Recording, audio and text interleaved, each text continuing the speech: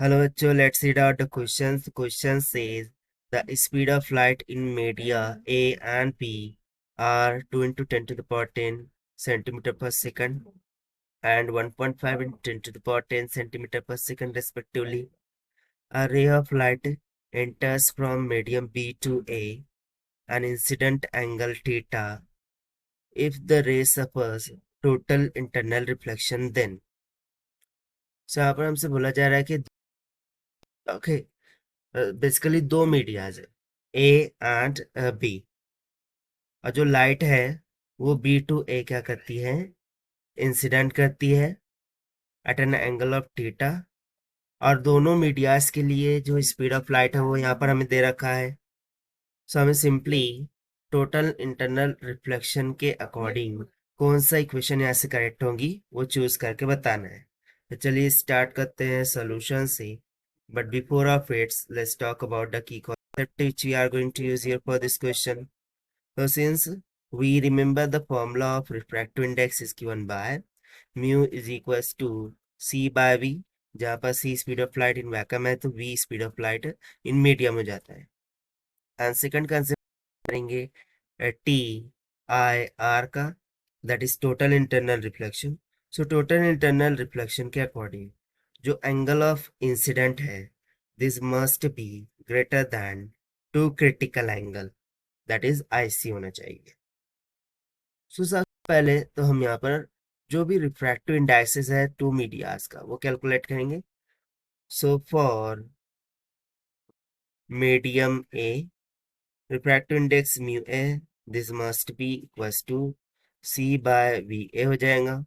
So this will be equals to 3 into 10 to the power 8 metre per second divided by 2 into, ना देखिए centimetre पर second है, इसके यदि मीटर पर सेकंड में करेंगे तो 10 टू द पावर -2 से मल्टीप्लाई करेंगे।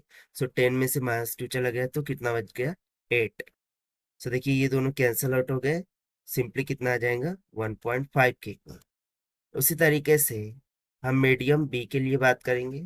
तो फॉर बी जो रिफ्रैक्टिव इंडेक्स होगा mu B this will be equals to c by v B हो जाएगा। This is equals to 3 into 10 to the power 8।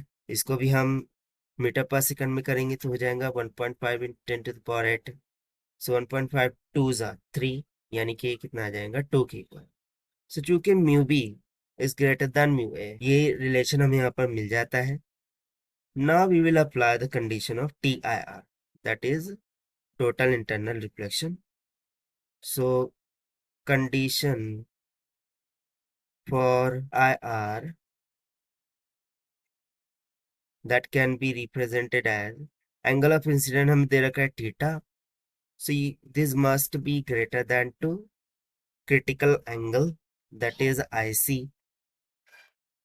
so हमें यहाँ पर जो क्रिटिकल एंगल है उसको फाइंड आउट करना होगा। चलिए हम सबसे पहले क्रिटिकल एंगल को फाइंड करेंगे by using Snell's law, like n1 sine of theta this is equals to n2 sine of r।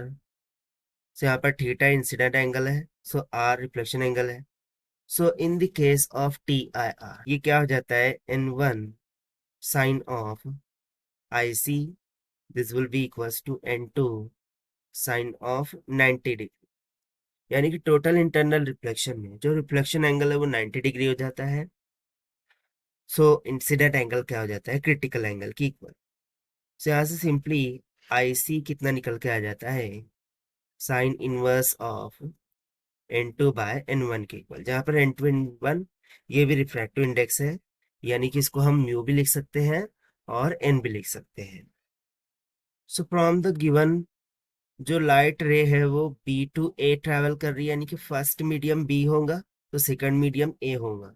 सो उसके according theta must be greater than to sine inverse of mu A by mu B होगा, क्योंकि यहाँ पर देखिए हमने क्या लिखा है n2 बाय n1, तो सेकंड मीडियम यहाँ पर क्या है A और फर्स्ट मीडियम है B। सो इसके according theta must be greater than to sine inverse of mu A 1.5 mu B 2। So इसको फर्दर हम सिंप्लीफाई करेंगे, so see theta must be greater than to sine inverse of 3/4 निकल के आ जाएंगे। और यही हो जाएगा हमारा required answer for this question, जो कि हमने फाइंड किया है by using the concept of total internal reflection. According to given option, theta greater than sine inverse of 3/4 is given in option D. That is why option D is correct. So this is the required solution. I hope you understand well. Best of luck. Thank you.